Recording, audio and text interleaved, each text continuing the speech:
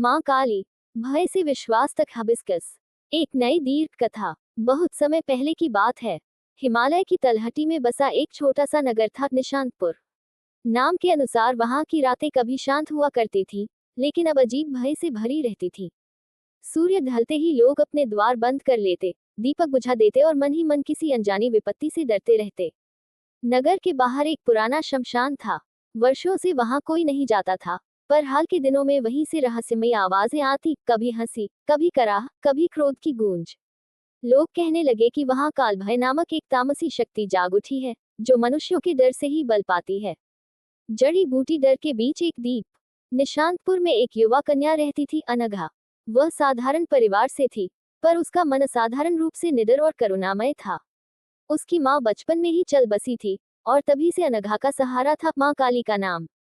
हर अमावस्या की रात वह एक छोटा सा दीप लेकर शमशान के रास्ते पर बने प्राचीन मंदिर तक जाती और मन ही मन कहती, माँ, अगर सच में कोई भय है, तो उसे भी तुम्हारी शरण चाहिए। लोग उसे रोकते, समझाते, डराते, पर अनघा मुस्कुरा कर कहती, डर से भागने से डर बढ़ता है, विश्वास से डर मिटता है। ट्राइडेंट साइन, माँ का संकेत। एक अमावस्या की रात, जब अंधकार सबसे घना था, अनघा ने देखा कि मंदिर के गर्भगृह में रखा दीप स्वयं जल उठा। उसी क्षण उसे अपने हृदय में एक अद्भुत शांति महसूस हुई, जैसे किसी ने कहा हो, आगे बढ़ो। शमशान की ओर से कालभय प्रकट हुआ, भयानक, विकराल और गर्जन करता हुआ। नगर की सीमा तक आते आते उसका स्वर इतना प्रबल हो गया कि लोग कांप उठे। अनघा ने आंखें बंद कर दोनों हाथ जोड़ लिए, हे माँ काली, अगर भय का जन्म अज्ञान से है, तो ज्ञान का प्रकाश बनकर आओ।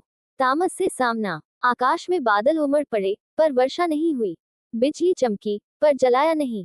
उसी अंधकार के बीच माँ काली प्रकट हुई, प्रचंड नहीं, बल्कि स्थिर और गहन। उनकी आंखों में ऐसा तेज था, जो भय को देख भी ले और उसे करुणा से बांध भी ले।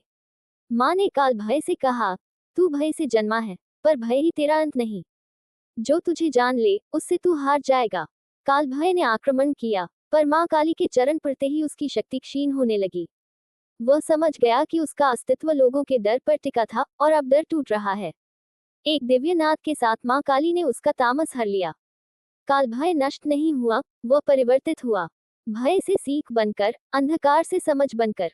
पुष्पन काल, नया सवेरा। सुबह होते ही निशांतपुर की हवा बदल चुकी थी। लोग बाहर निकले, मंदिरों के द्वार खुले, और शमशान का स्थान अब मौन और पवित्र लगने लगा।